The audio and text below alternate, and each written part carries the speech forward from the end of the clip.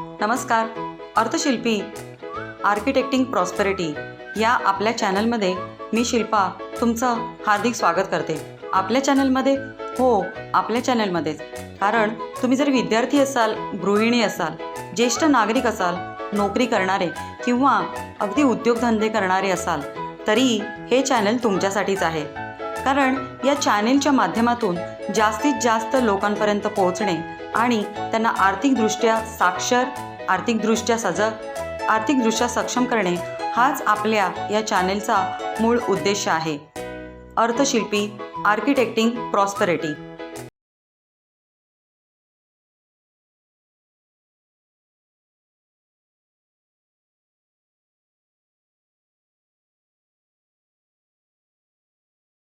बाप रे, कांद्यांचे भाव किती वाढले आहेत. जरा जपूनच वापरायला हवेत बरं. काल मार्केटमध्ये गेलो होतो, 500 रुपयाची नोट अशी सहज संपली, पण वस्तू तर काही आल्याच नाही. अरे यार, यावर्षी गाडी याचा विचार होता, पण किंमत पाहिली तर मागच्या वर्षीपेक्षा 20% वाढली आहे. बसचे भाव वाढले आहेत, टॅक्सीचे भाव वाढले आहेत. या आणि अशा कितीतरी संवादांचा आपल्याला रोजच्या जीवनात परिचय आहे, हो की नाही? आणि याचं कारण काय आहे तर महागाई. काय मंडळी, महागाई हा शब्द ओळखीचा वाटतो की नाही? खरंच आपल्या जीवनावश्यक वस्तूंच्या किमती दिवसेंदिवस अगदी वाढत चालल्या आहेत. कधी कांदेच महाग होतात, डोळ्यात पाणी आणतात. अगदी 2 रुपयाला मिळणारे लिंब कधी 25 रुपयापर्यंत भाव जातात. आणि यावर्षीचंच उदाहरण पहा ना, जून आणि जुलैमध्ये टोमॅटो जे 40 रुपये किलोला मिळतात ते अगदी 250-300 रुपये किलोपर्यंत पोहोचले होते. गाड्यांच्या किमती असू देत किंवा आपल्या रोजच्या जीवनावश्यक वस्तू यांचे किमतींचे भाव वाढतच चालले आहेत. तर मंडळी, ही महागाई सगळ्यांनाच परिचयाची आहे. आपण आज महागाईबद्दल का बोलत आहोत? कारण या महागाईचा सामना करण्यासाठी आपल्याला आपलं उत्पन्न वाढवलं पाहिजे आणि स्टॉक मार्केट हा त्याच्यासाठी एक उत्तम पर्याय आहे. चला तर पाहूया मग, स्टॉक मार्केटमध्ये गुंतवणूक का करावी. Introduction to stock market in Marathi. Inflation, the growing cost of living. तुम्ही नोकरीला, कॉलेजला किंवा इतर ठिकाणी जाण्यासाठी गाडीचा वापर करत असाल, बाईकचा वापर करत असाल तर इंधनांच्या वाढत्या किमती आणि त्या कार आणि बाईकच्यासुद्धा वाढत्या किमती ह्या तुम्हाला ओळखीच्या असतीलच. गृहिणी असाल तर अन्नधान्यांचे वाढते भाव, भाज्यांचे वाढते भाव, मेडिकलची वाढती बिलं, हॉस्पिटलचे खर्च, फॅमिली ट्रिप यासाठी होणारा खर्च आणि सगळ्यांचा जीवाभावाचा, लहान मुलांपासून थोरा मोठ्यांपर्यंत सगळ्यांचाच लाडका वडापाव याची किंमत जेव्हा वाढते ना, तेव्हा आपल्याला कळतं, अरे महागाई किती वाढत चालली आहे. महागाई, inflation, the growing cost of living. तर इन्फ्लेशन म्हणजेच महागाई हा एक सायलेंट किलर आहे. Value of your money is decreasing day by day, so start investing. उदाहरणच द्यायचं झालं तर 500 रुपये घेऊन आपण आज बाजारात गेलो तर जितक्या वस्तू येतील आणि 25 वर्षापूर्वी किंवा काही वर्षापूर्वी तुम्ही आपल्या आईवडिलांना, आजी आजोबांनासुद्धा विचारू शकता की 500 रुपयाची किंमत 1980 साली, 2000 साली किती होती. तर अशा प्रकारे पैशाची किंमत ही दिवसेंदिवस घटत चालली आहे आणि यावर उपाय म्हणजेच आपल्याला गुंतवणूक करणं अपरिहार्य आहे. गुंतवणूक करणं अपरिहार्य का आहे? कारण ही जी वाढती महागाई आहे तिचा सामना करणं हेच आपल्यासमोर आज एक मोठं युद्ध बनलं आहे. भविष्य काळात आपल्याला चांगलं आयुष्य जगायचं असेल, आपल्या कुटुंबियांना सुखी समृद्ध आयुष्य द्यायचं असेल तर त्यासाठी गुंतवणूक हा एक मोठाच पर्याय आहे. तुम्हाला माहीतच असेल, ट्रेडिशनली किंवा पारंपरिकरित्या इन्व्हेस्टमेंटमध्ये आपण सोनं चांदी, घर स्थावर जागा, बँकांमध्ये सेविंग्ज अकाउंट, FD किंवा इतर काही ज्या स्कीम्स असतात, योजना असतात, रिकरिंग असेल, आणि दुसरं म्हणजे पोस्ट ऑफिस किंवा रिटायरमेंट प्लॅनिंगसाठी LIC असेल, दुसऱ्या पेन्शन फंड्स असतील, यामध्ये गुंतवणूक आत्तापर्यंत करतच आलो आहोत. तर अशा पारंपरिक गुंतवणुकीच्या पर्यायांबरोबरच आत्ता आपण स्टॉक मार्केटमध्ये किंवा शेअर बाजारामध्ये गुंतवणूक करणं का गरजेचं आहे हे आपण आता पाहणार आहोत. पारंपरिक पद्धतीमधली सगळ्यात महत्त्वाची जी वर्षानुवर्ष चालत आलेली गुंतवणूक म्हणजे सोनं किंवा चांदी आपण करत आलो आहोत. परंतु जेव्हा आपल्याला पैशांची तातडीने गरज असेल, आपण सोनाराकडे गेलो. सोनाराने आपल्याला सांगितलं की इतकी यात घट आहे. सोन्याची जी क्वालिटी आहे ती चांगली नाही आहे. सोनं हिणकस आहे. तर त्यावेळेला आपल्याला गप्प बसून जे आहे ते मान्य करावंच लागेल. आणि जरी आपल्याला पूर्ण पैशांची गरज नसेल तरी आपला पूर्ण दागिना आपल्याला विकावा लागतो. जर या सोनाराकडेच आपण दागिने घडवले असतील आणि सोने खरेदी केल्याची जी पावती असेल ती आपल्याकडे नसेल तर मात्र ही घट वाढतच जाते. दागिने विकायला गेल्यावर आपल्याला लक्षात येतं की आपण फसले गेले आहोत. गुंतवणुकीचा पारंपरिक दुसरा पर्याय म्हणजे रिअल इस्टेट, जागेमध्ये गुंतवणूक. यामध्ये कधी पजेशनच मिळत नाही, कधी कागदपत्र चुकीची असतात, त्यामुळे फसवणूक होते. जागा विकायची असली तर पटकन सौदा होत नाही किंवा पैसे मिळण्यासाठी काही अवधी जावा लागतो. तो अवधी काही महिने किंवा काही वर्षांचा सुद्धा असू शकतो. कधीकधी तर सरकारी धोरणातल्या बदलामुळे आपल्याला क्षुल्लक किमतीला ही जागा सरकारला विकावी लागते. बँकांमध्ये जी आपण गुंतवणूक करतो, मग ती FD असू दे किंवा रिकरिंग असू दे, तर आपल्याला त्याचा जो परतावा आहे तो फारच कमी प्रमाणात मिळतो. जसं की आता तुम्हाला माहिती असेलच, सध्याचा बँकांचा व्याजाचा दर 5 ते 6% आहे, पण आपल्या महागाईचा दर 10 ते 12% आहे. मग कसा बरं निभाव लागायचा या वाढत्या महागाईचा? या व्यतिरिक्त ज्या पोस्ट ऑफिस किंवा रिटायरमेंट प्लॅनिंगच्या पेन्शन फंड, LIC सारख्या ज्या काही योजना आहेत त्यांच्यामध्ये कधीकधी आपण तातडीने पैसे काढू शकत नाही, कारण त्यामध्ये लॉकिंग पिरियडसुद्धा असू शकतो.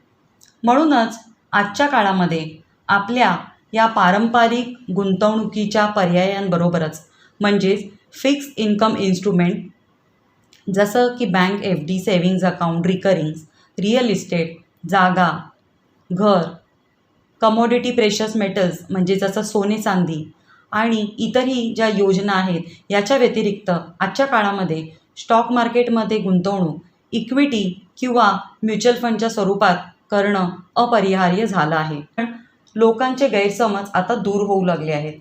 सध्या परिस्थिती खूपच बदलली आहे.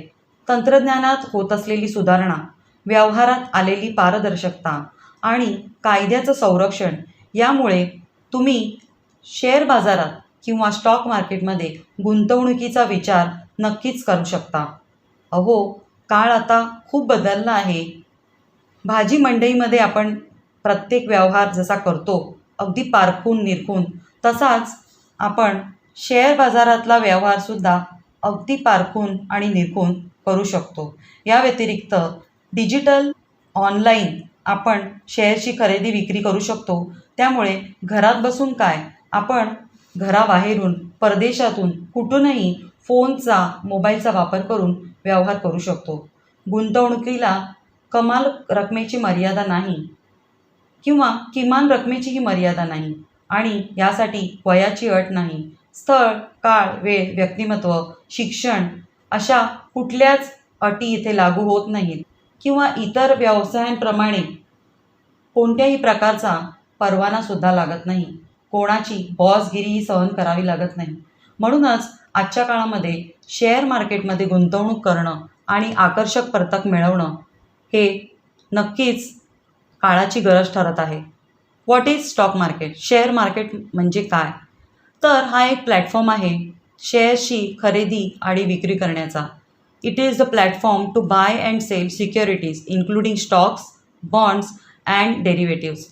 थोडक्यात ही एक मार्केट प्लेस आहेच म्हणा ना. शेअर मार्केट हे 2 प्रकारामध्ये विभागलं जातं. एक म्हणजे प्रायमरी IPO आणि सेकंडरी लिस्टेड कंपनी.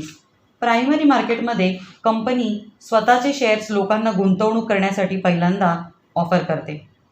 हे एक असं माध्यम आहे की ज्याच्या मदतीने औद्योगिक क्षेत्रातील संस्था किंवा कंपन्या त्यांच्या कामगिरीच्या विस्तारासाठी आवश्यक असलेली रक्कम एकत्रित करतात. सेकंडरी मार्केटमध्ये लिस्ट झालेल्या शेअर्सचं ट्रेडिंग केलं जातं आणि याद्वारे लोकांना एक असा प्लॅटफॉर्म मिळतो जेथे ते शेअर्स, डेट, डिबेंचर इत्यादीच्या खरेदी विक्रीसाठी ट्रेडिंग करू शकतात. शेअर हा सगळ्यात छोटा भागीदारीचा हिस्सा मानला जातो. जेव्हा आपण कोणत्याही कंपनीचा शेअर विकत घेतो तेव्हा ज्या प्रमाणात आपण शेअर विकत घेतले आहेत त्या प्रमाणात आपल्याला त्या कंपनीची भागीदारी मिळते आणि आपल्याला वोटिंगचे किंवा इतरही काही हक्क प्राप्त होतात. आपण आता पाहणार आहोत ट्रेडिंगच्या या संपूर्ण प्रक्रियेमध्ये ज्या महत्त्वाच्या संस्थांचं योगदान आहे किंवा फायनान्शियल इंटरमिडिएटरीज. सगळ्यात प्रमुख आणि महत्त्वाची संस्था आहे सेबी. त्याच्यानंतर आहे स्टॉक एक्सचेंजेस, बँक्स, डिपॉझिटरीज आणि market participants. SEBI securities and exchange board of India financial इंटरमिजिएटरीजमधला हा सगळ्यात प्रमुख आणि महत्त्वाचा घटक. सेबीची रचना 12 एप्रिल 1992 रोजी झाली होती आणि प्रामुख्याने केंद्रीय सरकारच्या नियंत्रणाची भूमिका बजावण्याचे कार्य सेबी करते. या व्यतिरिक्त गुंतवणूकदारांच्या हितांचं रक्षण आणि बाजारात आवश्यक कायदा आणि नियमांचं पालन होत आहे की नाही हे पाहणं ही सेबीची मूलभूत जबाबदारी आहे. तर इतरही अनेक कार्य सेबी करते ते आपण पुढील काही भागांमध्ये पाहूच. Stock exchanges of India.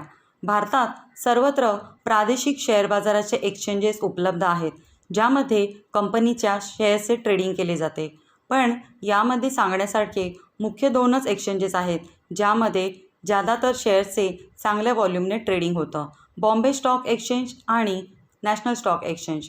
Bombay stock exchange हे संपूर्ण एशियातील एक जुनं स्टॉक एक्सचेंज आहे. भारताचं हे पहिलं सरकारमान्य एक्सचेंज होय. NSE नॅशनल स्टॉक एक्सचेंज हे भारतातील सर्वात प्रसिद्ध आणि सर्वाधिक व्हॉल्यूम असलेलं स्टॉक एक्सचेंज आहे. फायनान्शियल इंटरमिजिएटरीमध्ये अजून एक महत्त्वाचा घटक येतो बँक्स.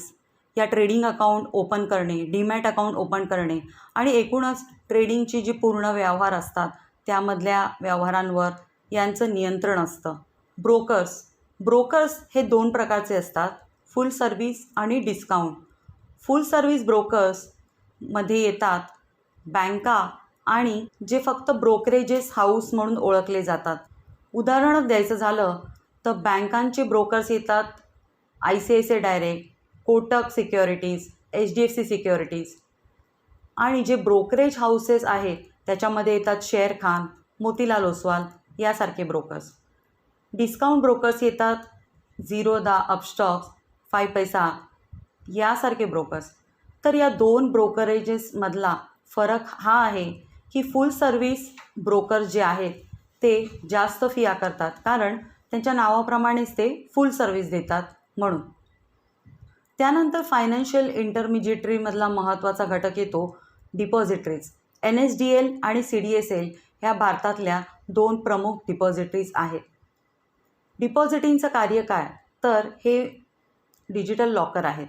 जसं आपण आपल्या घरातलं सोनं नाणं किंवा महत्त्वाची कागदपत्र लॉकरमध्ये सुरक्षित ठेवतो त्याचप्रमाणे शेअर मार्केट संबंधित ट्रेडिंगच्या रिलेटेड जे काही महत्त्वाच्या गोष्टी आहेत ते या डिजिटल लॉकर्समध्ये सुरक्षित असतात. जसं की आपण एखादा शेअर बाय करतो तेव्हा बाय केल्यानंतर तो या लॉकरमध्ये सुरक्षित असतो कारण आपण जी खरेदी किंवा विक्री शेअरची करतो ती इलेक्ट्रॉनिक स्वरूपात केली जाते आणि हे जे लॉकर्स आहेत ते आहेत डिजिटल स्वरूपात. आणि यानंतर येतो या फायनान्शियल इंटरमिजिएटरीजमधला सगळ्यात महत्त्वाचा घटक मार्केट पार्टिसिपंट्स. आपण आत्तापर्यंत पाहिल्या सगळ्या संस्था ज्या खूप महत्त्वाचं योगदान देतात ट्रेडिंगच्या पूर्ण व्यवहारासाठी वेगवेगळ्या प्रकारे. पण या ट्रेडिंगमध्ये खरं तर भाग घेणारे ज्या व्यक्ती आहेत किंवा ज्या संस्था आहेत त्यांनाच मार्केट पार्टिसिपंट्स असं म्हटलं जातं.